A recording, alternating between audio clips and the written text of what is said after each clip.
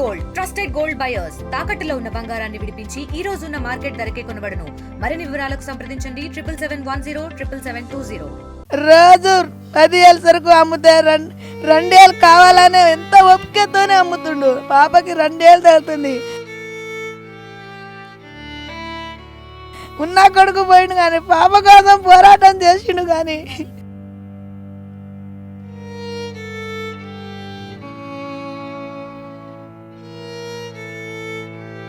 పాప కూడా కోమాల నుంచి రావట్లేదు. భూమి అమ్మేసిన, ఇల్లు కూడా అమ్మాలని ట్రై చేసిన, ఇల్లుకి ఎవరు రాలే. ఇంకా వెళ్తా నాకు ఆ డబ్బులు లేదు వెళ్తా, నేను ఇప్పుడు బాయిలడ్డుకేసాను ఇరిగేసినాయా.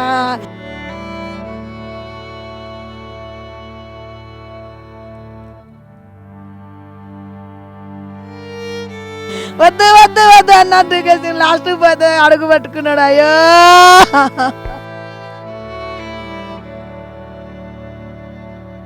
విధి ఓ కుటుంబాన్ని వంచింది.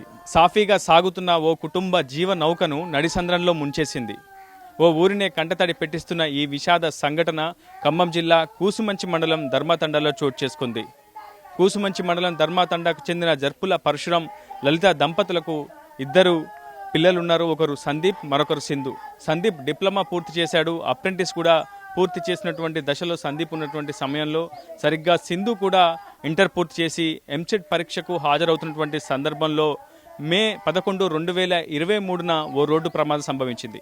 ఆ రోడ్డు ప్రమాదంలో సందీప్ అక్కడికక్కడే దుర్మరణం పాలవగా కూతురు సింధు మాత్రం జీవోత్సవంలో మిగిలిపోయింది. తీవ్ర గాయాలతో ఆమెను కార్పొరేట్ ఆసుపత్రి చేర్పించి చికిత్సను అందించే ప్రయత్నం తన తండ్రి పరశురాం చేస్తూ వచ్చాడు. దాదాపు 2 ఏళ్ల పాటుగా తన కుమార్తెను సాధారణ స్థితికి తీసుకొచ్చేందుకు అవిశ్రాంతంగా శ్రమించాడు.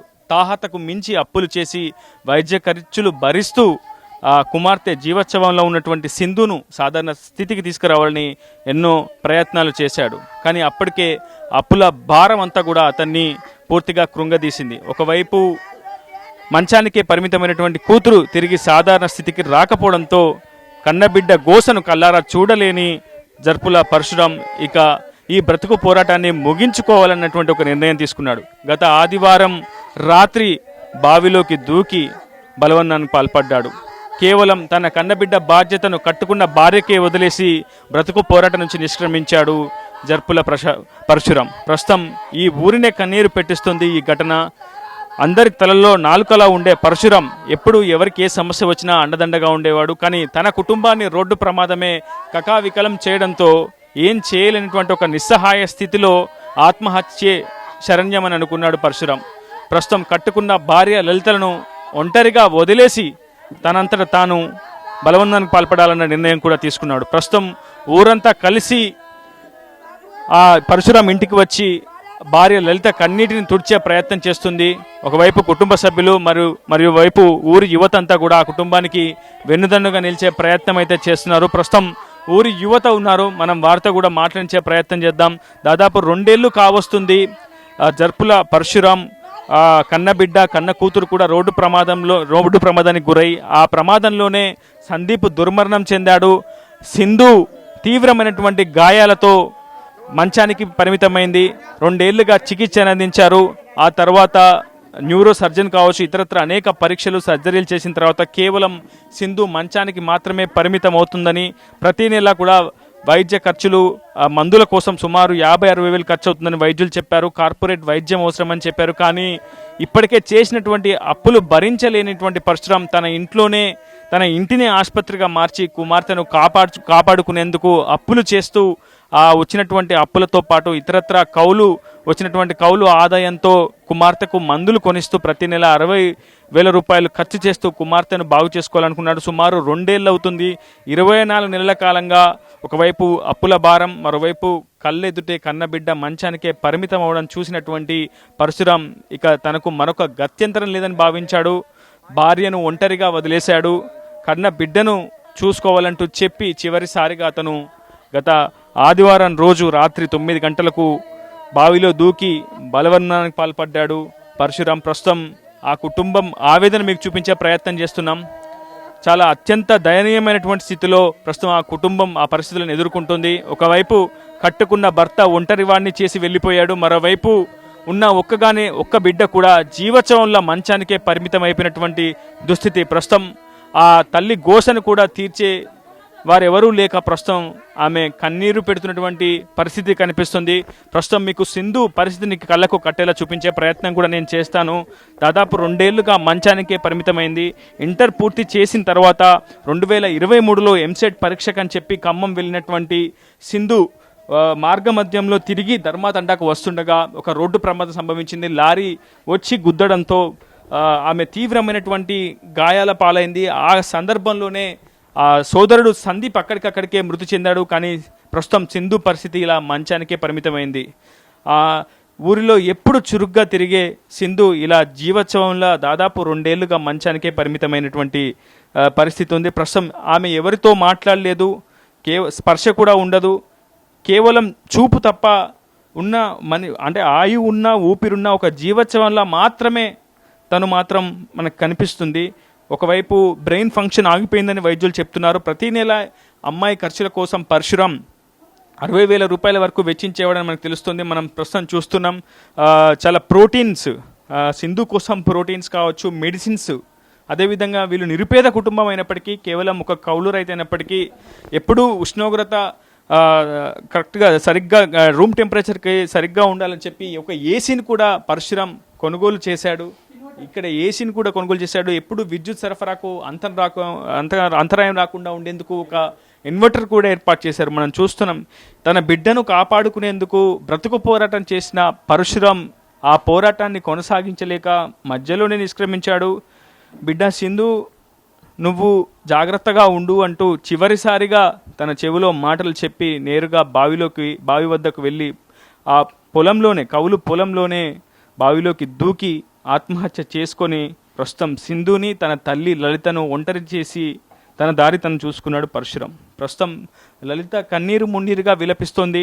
ఆ ఊరంతా తరలి వచ్చి లలిత కన్నీరు తుడుస్తోంది.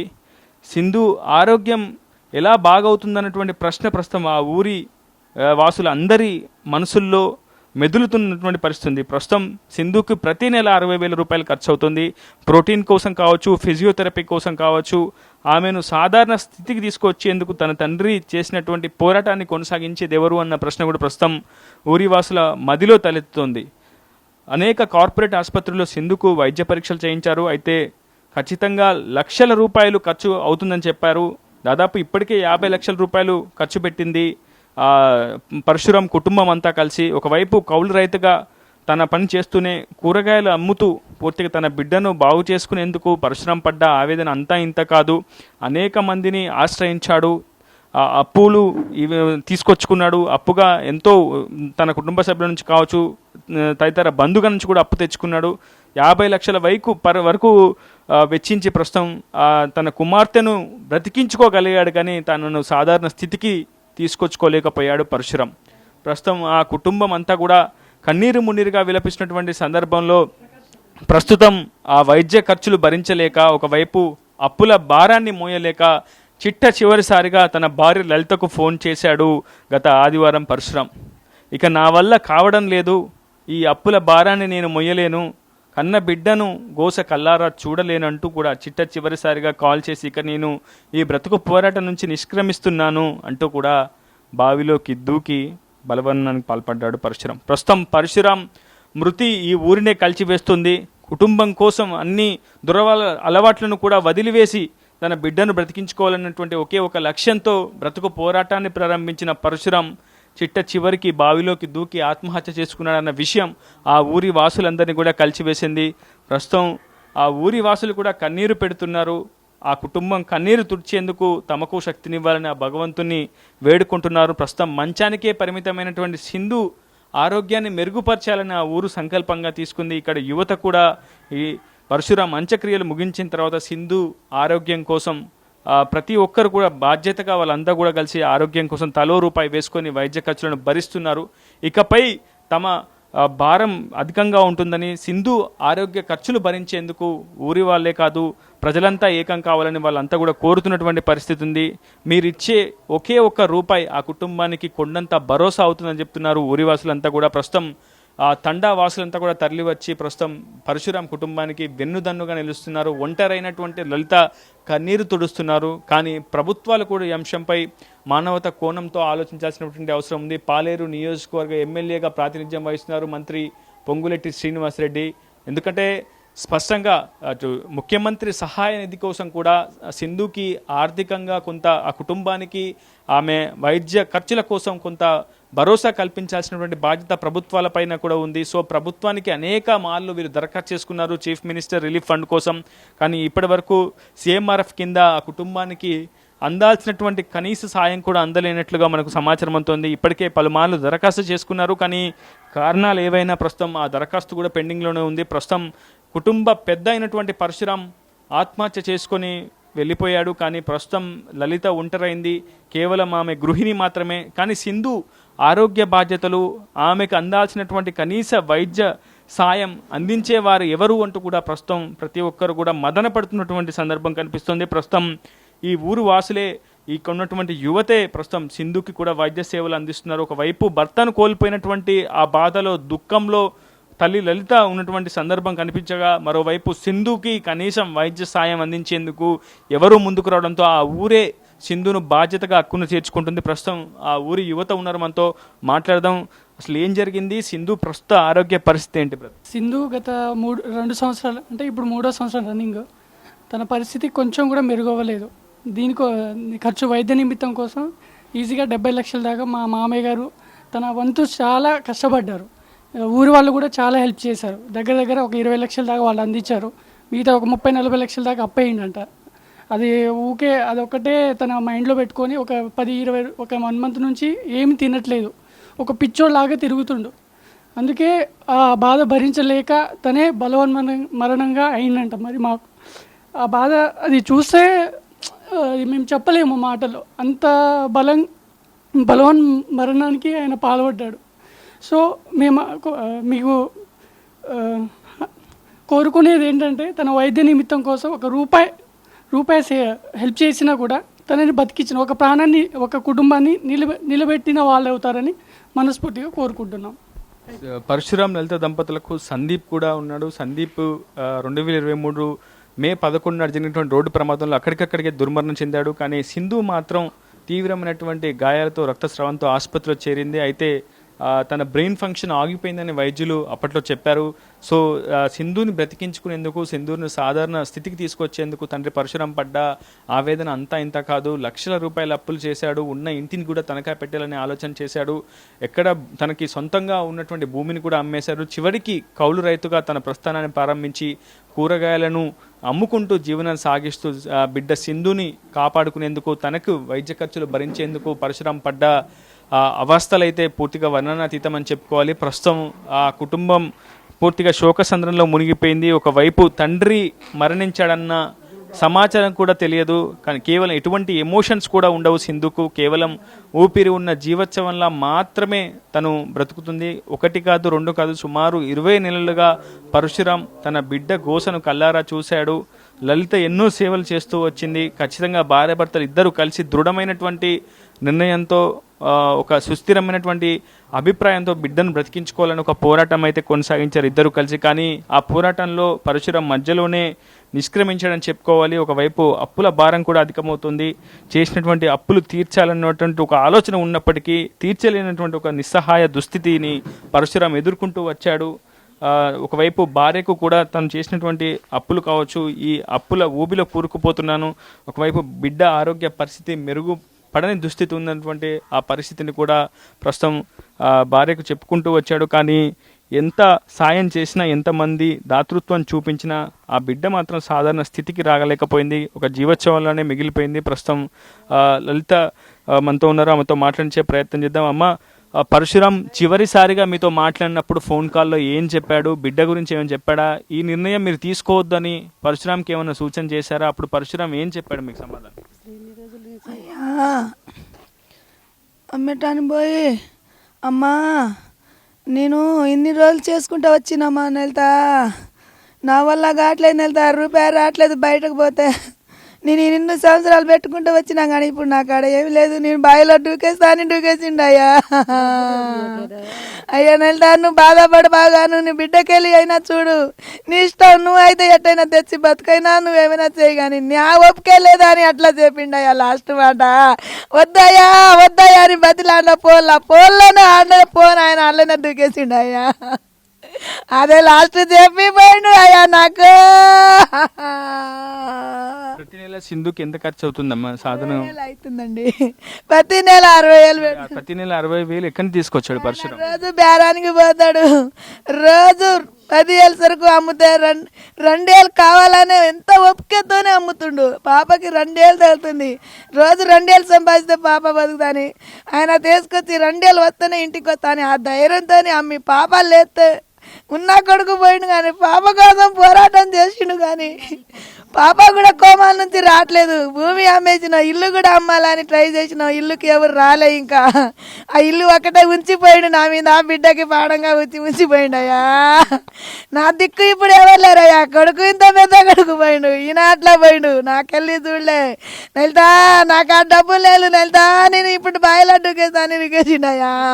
వద్దు వద్దు వద్దు అన్నట్టు డుకేసి లాస్ట్ పోతే అడుగు పట్టుకున్నాడు. అయ్యో 22 ఏళ్ల కొడుకు రోడ్డు ప్రమాదంలో దుర్మరణం చెందడం, 20 ఏళ్ల కుమార్తె సింధు ప్రాణం ఉన్న జీవోత్సవంలోనే మంచానికి పరిమితం అవడం పరశురాంను తీవ్రంగా కృంగదీశాయి. అప్పటికి ఓర్పుతో సహనంతో ప్రతిరోజు 2,000 సంపాదిస్తేనే తన బిడ్డ వైద్య ఆరోగ్య ఖర్చులకు ఉపయోగపడతాయన్నటువంటి ఆలోచనతో ఉదయాన్నే కూరగాయలు అమ్మేందుకు వెళ్ళి రాత్రంతా పనిచేసి, రాత్రి వరకు పనిచేసి 2,000 రూపాయలు సంపాదించి చివరికి వైద్య ఖర్చుల కోసం ఆ ధనాన్ని అంతా కూడా వెచ్చించి బిడ్డను కాపాడుకునేందుకు పరశురాం నిజంగా ఒక ఎనలేని పోరాటమే చేశాడు. నిజంగా ఓ తండ్రి చేసినటువంటి ఒక గొప్ప పోరాటంగా అభివర్ణించవచ్చు. కానీ ఆ మధ్యలోనే ఆ పోరాటాన్ని నిష్క్రమించడమే ప్రస్తుతం అందరినీ కూడా కన్నీరు పెట్టిస్తుంది. లలిత ప్రశ్నలకు సమాధానం ఇచ్చేవారు కూడా కరువయ్యారని చెప్పుకోవాలి. ప్రస్తుతం సింధు ఆరోగ్య పరిస్థితిని మెరుగుపరిచేందుకు ఎవరు బాధ్యత తీసుకుంటారనేది మాత్రం అందరినీ కూడా మదిని కూడా కలిచివేస్తున్నటువంటి పరిస్థితి. ప్రస్తుతం ఊరంతా కదిలి వచ్చింది.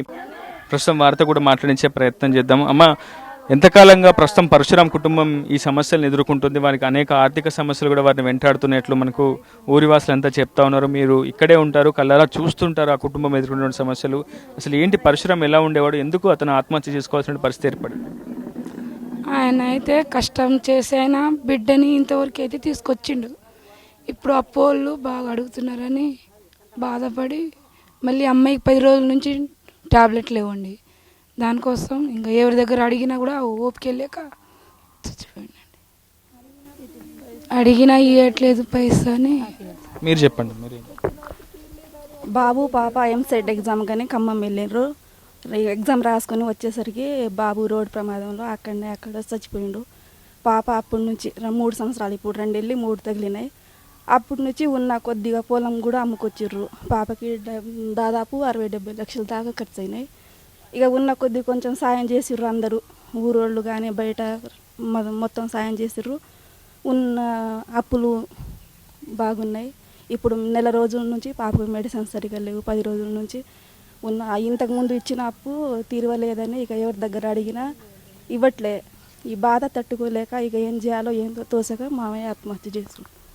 ప్రస్తుతం నెల రోజులుగా వైద్యం సరిగ్గా సక్రమంగా బిడ్డకు అందించలేకపోతున్నటువంటి ఒక ఆవేదనతోనే ప్రస్తుతం పరశురాం ఆత్మహత్యకు పాల్పడినట్లు స్థానికులు చెప్తా ఉన్నారు. ప్రస్తుతం పెద్దలు, ఈ ఊరి యువత కూడా ఇక్కడ ఉన్నారు, వారితో కూడా మాట్లాడించే ప్రయత్నం చేద్దాం. అన్న, ఏంది పరిస్థితి ఏంది? ప్రస్తుతం పరశురాం లేడు, ఆ బిడ్డ పరిస్థితి ఏంది? సింధు ఆరోగ్య పరిస్థితి ఏంది? లలిత వాళ్ళ ఆర్థిక పరిస్థితి ఏంది? ఆ కుటుంబం ఎంతవరకు వెనుదన్నుగా ఉంటుంది? ఆ కుటుంబ సభ్యులు ఎవరైనా మద్దతు ఇస్తున్నారా? వాళ్ళకి అండగా నిలుస్తున్నారా? భవిష్యత్తులో సింధు ఆరోగ్య పరిస్థితి గురించి ఎటువంటి ఆలోచనలు చేస్తున్నారు? లేదండి, జరిగి దాదాపు ఒక 2-2.5 సంవత్సరాలు అవుతుంది. బాబు యాక్సిడెంట్ అయిన తర్వాత నుంచి బాబు స్పాట్ డెడ్ అయిపోయిన తర్వాత పాపని హాస్పిటల్ తీసుకుపోయిన నుంచి ₹1 లేదు వీళ్ళ దగ్గర. అసలు కూలినాలు చేసుకొని బతికేవాళ్ళు. ₹1 లేసరికి అసలు వైద్య ఖర్చులకు కూడా ఒక డబ్బులు లేక చాలా వ్యవస్థపడుతుంటే మా బాబాయ్ ప్రజెంట్ చనిపోయింది. అప్పుడు పాపని బతికించాలనే ఉద్దేశంతో మేము కూడా చాలా ప్రయత్నించాం. ఊరు మొత్తం ఒక ఫ్యామిలీ లాగా అయ్యి అందరూ వాళ్ళకంటూ తోచిన డబ్బుని ఇచ్చేసి పెద్ద వాళ్ళు కూడా వచ్చేసి సహకారం చేసి దాదాపు ఒక 25-30 లక్షల దాకా వసూలు చేశారు. అంటే ఫండ్స్ లాగా రైజ్ చేసి పాపను పెట్టాం, అయినా బతకలేకపోయింది. అలా బతకలేకపోయిందంటే ఇంకా కోమా నుంచి బయటికి రాలేదు. అక్కడ నుంచి డాక్టర్లు ఏం చెప్పారంటే ఆపరేషన్ చేశారు.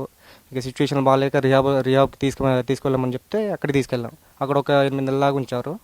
అక్కడ ఉంచిన తర్వాత కూడా ఏం లేదు, మూమెంట్ లేదు. ఇక్కడేమో డబ్బులు అయిపోతున్నాయి, ఇంప్రూవ్మెంట్ లేదు. దాదాపు 8 months దాదాపు మంత్లీ 1 లక్ష అవుతున్నాయి అక్కడ రిహాబ్లో. డబ్బులకి తట్టుకోలేక అప్పులు చేసే బయట 80 లక్షల దాకా అయింది. 60-70 లక్షలు 80 లక్షల దాకా అయినాయి తెలియకుండా. ఒక 30-40 లక్షలు బయట మనం వసూలు చేసాం, కానీ ఇంకా 30 లక్షలు అప్పు చేసుకున్నాడు. సింధు సాధారణ పరిస్థితికి వచ్చే అవకాశం ఉందని చెప్తున్నారా వైద్యులు? లేదండి, వాళ్ళు డైరెక్ట్గా ఒక 100% మేము చెప్పలేము, కానీ 50% దాకా ఎష్యూర్ ఇస్తాం. ఆపరేషన్ చేసాం మేము, మాకు తోచింది మేము చేసాం. ప్రజెంట్ అయితే అమ్మాయి కళ్ళు తెరుస్తుందిలే, కానీ బ్రెయిన్ ఫంక్షన్ ఇప్పటిదాకా లేదు, కొంచెం కూడా ఇంప్రూవ్మెంట్ లేదు. దానికి వచ్చే సూచనలు కూడా మా బాబాయ్కి ఇప్పుడు పోతూ తగ్గిపోతుంది. డబ్బులు అవుతున్నాయి, ఇంత లక్షలు ఖర్చు పెడుతున్నా కానీ పాప బతికి సిచ్యువేషన్ కనబడకపోయేసరికి బయట ఎంతమంది దగ్గర అందరికి అప్పులు చేసాం. ఇప్పుడు అడిగితే ఒక 4-5 దగ్గర అడిగిందంట, అయినా ఇచ్చే సూచనలు లేవు, అప్పులు ఎవరు ఇవ్వట్లేదు. ఇవ్వలేక మొత్తం అసలు మనస్తాపానికి గురై మొత్తం ఏం చేసుకున్నారో తెలియదు మాకు. సీఎంఆర్ఎఫ్ని కూడా దరఖాస్తు చేసుకున్నారు, కానీ ఎందుకు ఆ దరఖాస్తు అప్రూవల్ కాలేదా? ఏం జరిగింది? సీఎంఆర్ఎఫ్ అప్లై చేశాడంట, కానీ హ్యూజ్ అమౌంట్. మనం పెట్టింది దాదాపు ఒక 10-15 లక్షలు పెట్టారట. 10-15 లక్షలు పెట్టేసరికి అది హ్యూజ్ అమౌంట్ అయ్యేసరికి వాళ్ళు కమిటీ మెంబర్స్ ఉంటారు కదా, వాళ్ళు కూడా ఏమంటున్నారంటే హ్యూజ్ అమౌంట్ రావడానికి టైం పడుతుంది అనేసరికి ఇప్పుడు ఉన్న అప్పులు కూడా తీర్చలేక కొంచెమైనా తీరుద్దాం, అందరి దగ్గర అప్పులు చేసాం అన్నట్టు మనస్తాం. అసలు ఎవరు చెప్పలేదు, 4-5 దగ్గర అడిగిందంట, మాకు కూడా చెప్పలేదు ఫోన్ చేసి ఇలా ఈ సిచ్యువేషన్ ఉంది, కొంచెం హెల్ప్ చేయమంటే మేము కూడా చేద్దాంలే, మాకు ఒక్కొక్కసారి కూడా ఫోన్ చేయలేదు. ఇది సిచ్యువేషన్ అండి. అది ఆదివారం నైటు ఇలా బాలు దూకి చనిపోయాను. ప్రస్తుతం పరశురాం మృతి ఆ ఊరి వాసులందరినీ కూడా కంటతడి పెట్టేస్తుంది. ప్రస్తుతం అందరూ కూడా కొంచెం అండగా ఉంటుందని మేము ఆశిస్తున్నాం అండి. సీఎంఆర్ఎఫ్ ఫండ్ అది ఒక్కటైనా ఇప్పించగలరండి ఈ ప్రభుత్వం తరఫున. ఈ ఫ్యామిలీకి ఎవ్వరు లేరు. ఇప్పుడు తను ఒక జీవోత్సవం లాగా ఒక్కడే పడుంది.